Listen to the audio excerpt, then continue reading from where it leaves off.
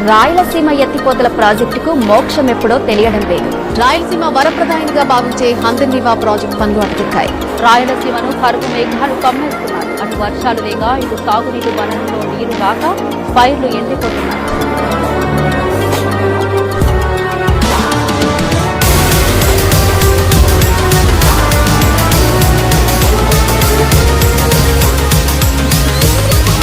రాయలసీమని రాళ్లసీమ కానీయను రతనాల సీమ చేస్తానని ఆ రోజే చెప్పాను.